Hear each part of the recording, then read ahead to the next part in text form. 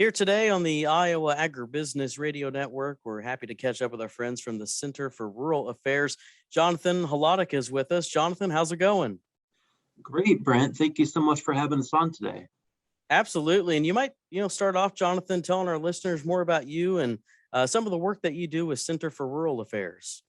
I'm glad to. I'm the policy director here at the Center for Rural Affairs, and we're headquartered in far eastern Nebraska with an office over there in Nevada, Iowa. And when I'm not here in the office, I'm also a farmer. I have a small farm here in Burke County. I raise Berkshire pork, and I also raise feeder calves, and I market that to people that live around here, or maybe some people who live in Lincoln or Omaha. And throughout the course of that, I've become pretty familiar with meat processing and the challenges a lot of our butchers are facing right now. Yeah, and that's really the bulk of the conversation we're going to have today. Of course, this last legislative session, if you remember earlier this year, one of the big conversations was about funding for meat lockers in Iowa. And coming out of the session, we had the Butchery Innovation and Revitalization Fund that was passed in the 2021 Iowa legislature. Johnathan, can you talk about what this fund is all about? And I guess even go back to what the conversations were coming out of the session and what the whole goal of this Butchery Innovation and Revitalization Fund was. Well, we really owe a lot of credit to Representative Chad Ingalls. He worked with stakeholders such as us here at the Center for Rural Affairs to draft legislation that was going to help solve a big problem. We all know that the COVID pandemic shut down some of our really big processing facilities like Tyson, et cetera. And as a result, a lot of those large scale farmers flooded our local meat processors. And at the same time, we were having more interest in fresh local food from consumers. More people were cooking at home. More people wanted to not deal with what they were seeing on the grocery stores. They were hoping for a bit more stability. And so demand for local meat just skyrocketed. And that put a lot of processors in a tough spot. On the one hand, it's a good problem to have. On the other hand, a lot of them found out that maybe their equipment wasn't up to par. Maybe they could use a little more space. Maybe they needed some training to help increase their workforce. And so what we wanted to do was solve the problem, because solving the problem for them also solves the problem for Iowa's farmers. And so we all got together and we helped put together this bill, and it was slow going at first, but we made a really good push toward the end, and we got very strong bipartisan support. Overall, the goal of the program is to provide grants for projects that increase the capacity of these small scale processors, the ones you see on Main Street, the ones you see in your small towns.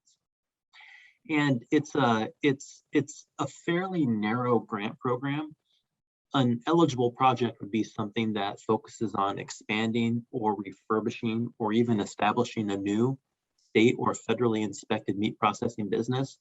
But it also covers licensed custom lockers or even mobile slaughter units, which has been a pretty popular solution in different parts of the United States, and it's something that can help them out a little bit. The grant will cover your expenses, such as renting or purchasing buildings. It covers equipment, and it covers refrigeration and freezer facilities. The legislature, toward the end of the session, appropriated $750,000 to the program. And right now, the maximum grant amount is going to be $50,000. And if you're a business interested in applying, you've got to know that you're going to have to match whatever funds you're awarded 1-to-1. When you say these are for small scale meat processing, can you define that a little bit? What's the eligibility requirements there that a locker would know that they can, apply for these types of funds? Yeah, this is something we fought really hard for here at the center, and we're proud to have a partner in Representative Ingalls.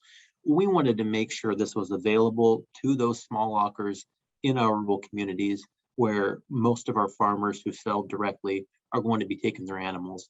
And so we had to negotiate a little bit, and we got it to cap at 50 individuals. So if you're a processor that employs fewer than 50 individuals, you're going to be eligible. If you're a fairly large processor that has more than 50, you're not going to be eligible. We can speculate whether 50 is the right cutoff. This was something that there was some consternation about, I think, going in there, but we're glad to make sure when you have a program like this, it's common to have a large corporation that maybe has a lot of a lot of resources. Maybe they have some grant writers on staff or people who are specifically paid to search for funding in other places, and they can swoop in and they can suck up that money before you know it's there. And so we wanted to be sure that our smaller walkers had a bite at that apple. Jonathan, as you and I talk today, it's November 4th, and I understand there's a really important deadline coming up pretty soon this month of November. That's right. That deadline is going to be November 15th. So the application has been online for about 2 or 3 weeks now, and the final date to apply is November 15th. Don't worry, though. It's important to note that the program's not administered on a first come, first served basis. The board that's reviewing applications is going to review every application that was submitted before the 15th. And they'll be doing this as they come in, and that review process will probably carry us through November and also through December. So you'll be able to get a written notification to know if you were successful, and your grant award is going to come in the form of reimbursement. So you'll have 3 opportunities to show the expenses that you've undertaken, and then they're going to reimburse those expenses for you throughout that grant period. Of course, there's different ways you can find that application form online. You might talk a little bit about the form itself. Is it a complex fill out application form, or what are producers looking at there, meat lockers? That's a good question, Brent. And we have been contacted by a couple processors that were, concerned about the length of the form. It's manageable. It's important to note that once you start the form, you can't save it and come back later. You got to kind of go for it. And so IEDA, what they did is they put together a sample application for you to look at. They also have a really helpful FAQ. They also have a list of the materials you're going to need to have in front of you as you're going to apply. So it's it's a few pages, but we're all taxpayers too, and you don't want to just throw that money out the door. So when you get a grant like this, you can expect to have to, list what you're going to purchase, make clear that you have a market, make clear that you have a business that's going to grow and is going to make a difference, consistent with the intent of the program. And I think it's very reasonable in that way. Can these small scale meat lockers utilize the Center for Rural Affairs, or are you available as kind of a resource for them? Yeah, we are. You could reach out to myself or even Kate Hansen on our staff. She's based in our Nevada office. She's helped a couple processors go through that right now, and would be glad to help some more. For anybody who's considering it, I do not recommend waiting until the 12th or 13th of November to look at it for the first time. You do want to go in there. You do want to see what's required. You do want to make that list. Start gathering your materials. That way, if you have a question, you've got plenty of time to iron out the details. Jonathan, anything else that you wanted to add before we let you go here today? Well, I want to add one thing. It's going to be a scoring process within your grant application. And I think it's important for listeners to know what they're going to prioritize. There are 2 sections that get the most points. And the first is the extent to which the project benefits a small scale farmer by creating or expanding opportunities to market some of that processed meat, and by providing greater flexibility to have animal processed. In other words, it's projects that increase processing capacity or efficiency. If you're increasing that capacity or efficiency in a clear way, you're going to get more points. And then the second is the extent to which the project establishes an essential community asset. So if you apply for a grant in a small community that already has 2 processors, you're not going to get as many points as if you're doing this in a community or county that just doesn't have any, or maybe just has 1.